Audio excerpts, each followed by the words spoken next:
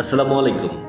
অনেক simple but আমরা অনেকেই এই সেন্টেন্সটার ইংরেজি করতে পারি না। যেমন আমি আমার চুল কাটাই, এর ইংরেজি কি হবে?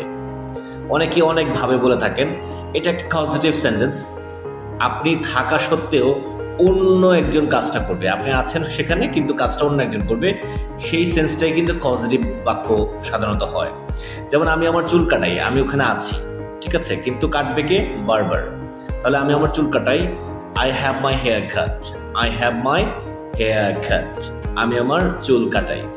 তার মানে পজিটিভ ভার্ব এবং প্যাসিভ সেন্টেন্সের সেন্সটা কিন্তু অনেকটা কাছাকাছি। প্যাসিভ সেন্টেন্সটা আপনি না থাকলেও কোনো সমস্যা নেই, অন্য একজন কাজটা করবে। কিন্তু পজিটিভ সেন্টেন্সে আপনাকে থাকতে হবে। যেমন আমি আমার কাপড় ধোয়াই, তার মানে হলো আপনি কাপড় ধোয়াতে গেলেও কিন্তু আপনাকে থাকতে হয়। ঠিক আছে? বা আপনি থেকে তারপর কাপড়গুলো অন্য একজনকে দিয়ে ধোয়ান।